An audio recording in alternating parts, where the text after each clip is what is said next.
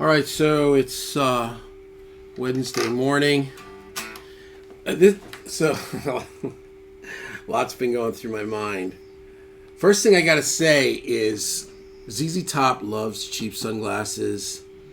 I love cheap guitars.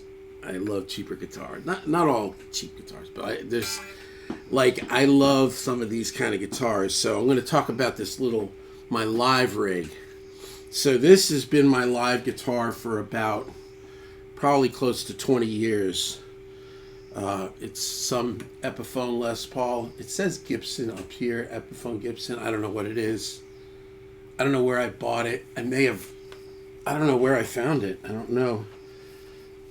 But it's killer. And I used to have two of them. I had a Sunburst that maybe I thought sounded like 1% better, but Green Sparkle, I mean, it's just unbelievable. So, yeah, it plays perfect. And it sounds great. The thing is with it, they come with like whatever Grover machine heads. I mean, it's just perfect. It's a great guitar. It's got a big gash somewhere here. Oh, there, yeah. It's got some dings, because it's a gigger. I've done the rock bands with this. I've done the disco bands with this. The top 40 disco bands. Played country with this, and I play at church with this. So what it is it's a Duncan Custom 59 hybrid in the bridge, and it's a Duncan 59 in the neck. Classic. And the thing is, clean so you can hear this.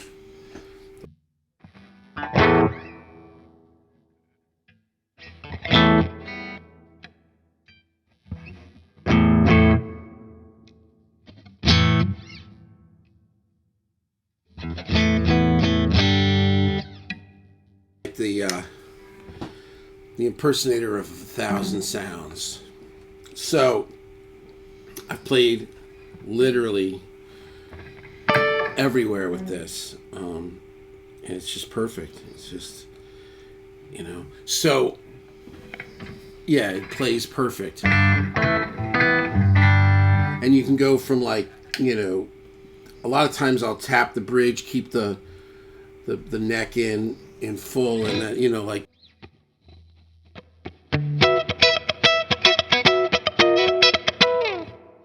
Nile Rodgers thing using the FM9, and I got turned on to the mono bag, the dual mono bag, which is the mono gig bag that holds two guitars. That's kind of what everybody does. So a lot of times they have like second guitar that's just kind of always in the bag, not like half in the bag, all the way in the bag. So this I bought about 8 years ago, maybe. I got this. This is called a Yamaha RS320. I bought this for $175 at Sam Ash.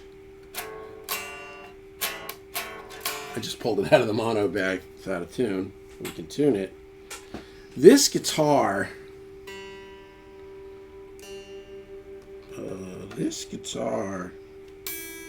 What? Oh. Helps if we plug it in. Even the cheap ones, you still have to plug them in.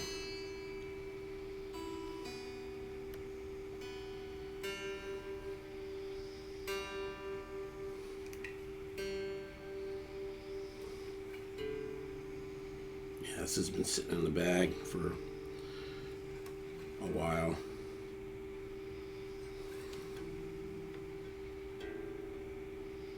Yeah. Great guitar.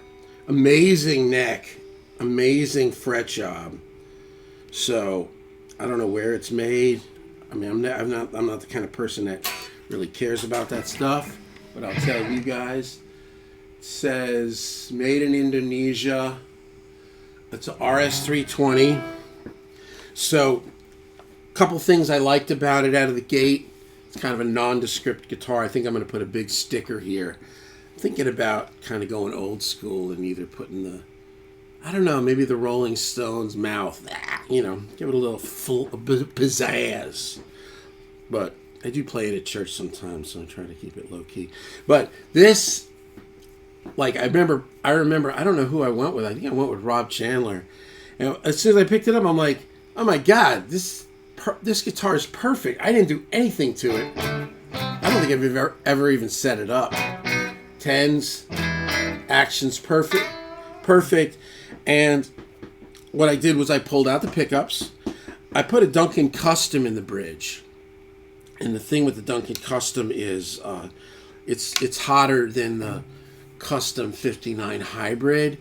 I thought, well, it's kind of, I mean, this guitar weighs like a pound. It's like a light little, I thought maybe give it a little bit more. In hindsight, I probably would have just done the same pickup because it is hotter and it drives the amp a little more. But this is basically a duplicate. It's got a 59 in the bridge, Custom in the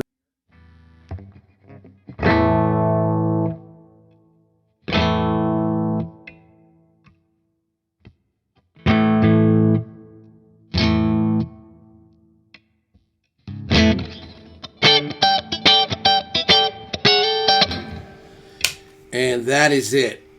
This guitar is amazing, and one of the things that really drew me to it is that it is so light. Because I thought, you know, the dual mono bag with two guitars and, you know, some strings and, you know, snarks or whatever gets a little heavy. So this was perfect, and I love this guitar. And I'm thinking about using it this week, working on all these charts, just because it is lighter and it's, you know, it's very easy to play. It's perfect, right? It's perfect. It's got a perfect.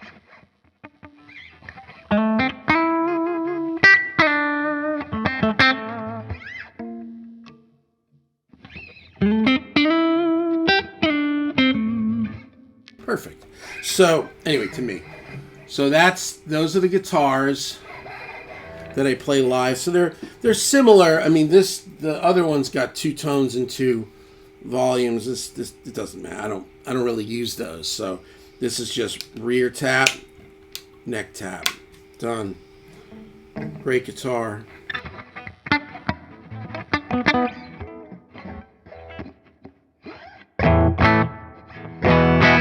This is the floorboard. You're not going to see this move. This is just showing it.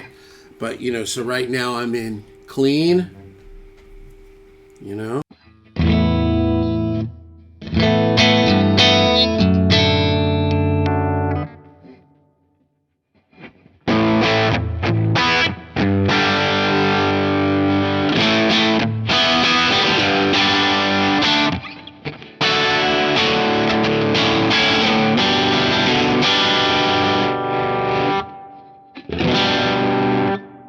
The volume just a hair. See, this guitar is a little gainier.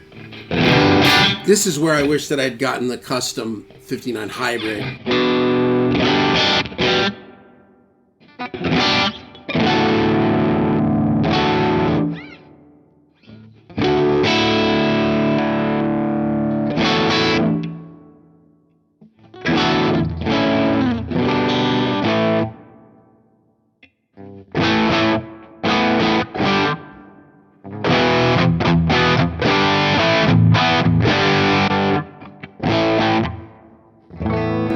And so I set this thing up very much like a pedal board. So it's generic. Like every gig is the same setup. So I know where everything is.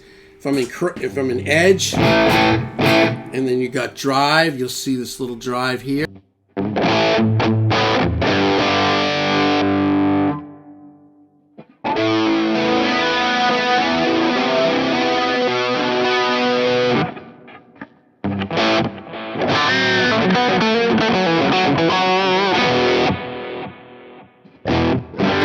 Now you come here and you've got, well, we'll go drive, and then you got solo, which I don't know that I've ever hardly used that. A little bit here and there. It's like a 3 dB boost. Then you've got to the far right, this is my tap tempo, or if I hold it, it goes into my tuner. When it goes into my tuner, it mutes the signal. this is the generic way that all these things usually come up. Helix, everything's always far right, lower right is the tuner, so just keep it consistent.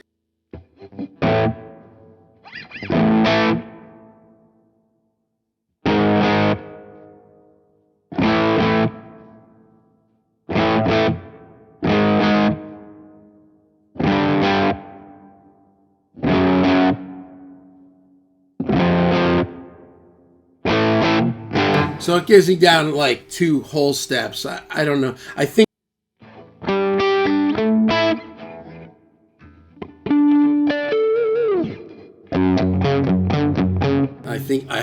That's one of the things I'm going to chart today. I think that Crazy Train is an E flat, so I'll figure it out.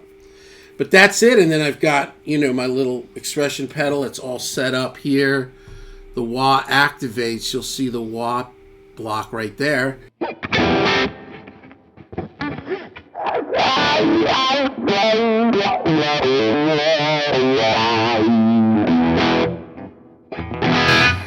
And a wah's nice just as a general thing in like a rock band live thing. I don't need a volume pedal.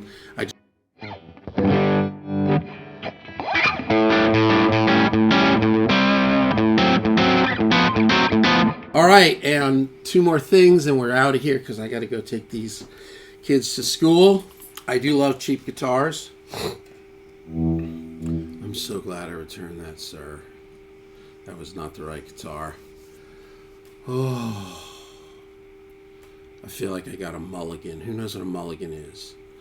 So a mulligan is when you're playing like friendly golf. You get one, if you chip one out to the side, you can do a do-over. It gives you 1 do-over per 18 holes, a mulligan. It's a friendly thing. You wouldn't do it like, I'm on the PGA. Hey, that was a mulligan. That wouldn't really work. But, yeah, I feel like that was a mulligan. I can't see myself ever doing that again either. I just don't see it, and I don't know that, unless you're just like some dude that like collects guitars, or, you're just retired and loaded and just want this thing for this thing or that thing. I don't know. I just don't quite get it. So that's it. Yeah. So, the 2 other things, and then we're done. They're doing construction behind me. And they got the bam, and they had it in this morning, and Bo was so scared. I was giving him hugs, so I told him it was all right. And I thought about, in one of those documentaries, like, talking about, like, the birth of heavy metal was, like, so much in Birmingham. You've got, obviously, like, Black Sabbath, and then you had, like, Judas Priest. And I think they were talking about a part of it. I think it was Geezer Butler talking about, like, no matter where you were in the 60s, 50s and 60s, post World War II, you could hear, like, bam, that machine that, like, smashes the metal down or whatever. And, like, you'd be laying in bed and you would hear it bam and bam. And that became, like, the landscape of sound for them. And that became a part of, like, I don't know. It was like bam, bam. So I thought about that. And then I ordered a 2 Notes Torpedo Reload 2. My friend, works with 2 Notes, and he's going to get me sorted out with all this as far as like getting it set up the best way, get the software going. I'm excited. I think this is going to be very cool. And the other thing is now that gives my 77 an effects loop. So that's kind of sexy. So anyway, that's coming tomorrow. But there you go. And I'm going to be moving out. I think I said this in the last video. I'm going to be moving the keyboard out, putting it all here. May get like a multi-effects kind of just for it, so I have Axe effects through the amps. I don't know, we'll see. But, and then I just zip tied all the cables for the keyboard. So just unplug the keyboard, all the cables stay together, throw it over there, put the torpedo on, and then the torpedo cables will all be zip tied together, click, click, click. That takes, less than a minute.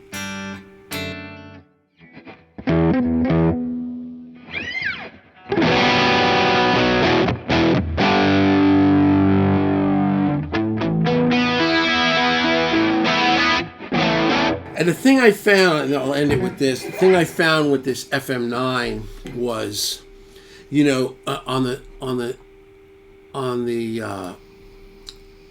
foot stomps, there's two places. You know, there's two. You can have two instances or effects or whatever. You can have it do two. You can have turn on and off two different things.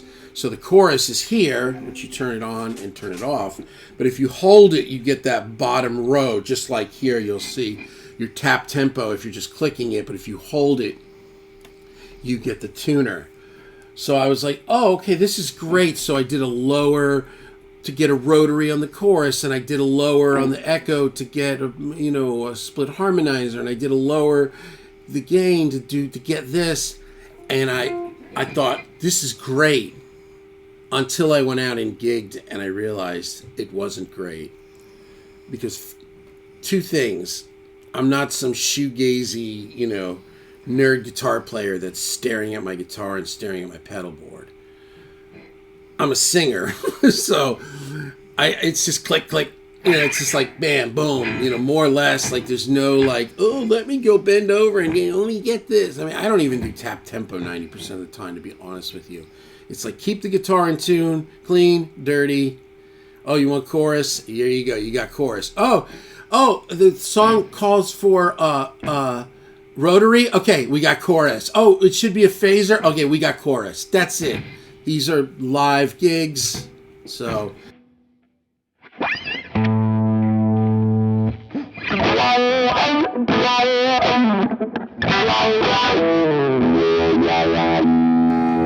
It's a nice, I changed the wah. I think I did on this one.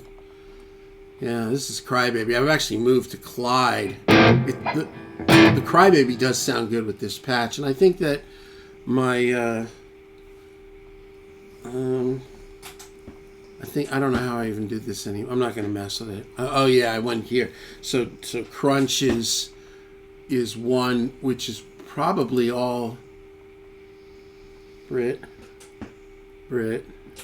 Yeah, and see there's clean deluxe reverb. So that's how I kind of navigate around all that. So anyway, I got to take these dudes to school. Oh shoot, I got to go. Peace out. I'll take you through the Reload 2 experience.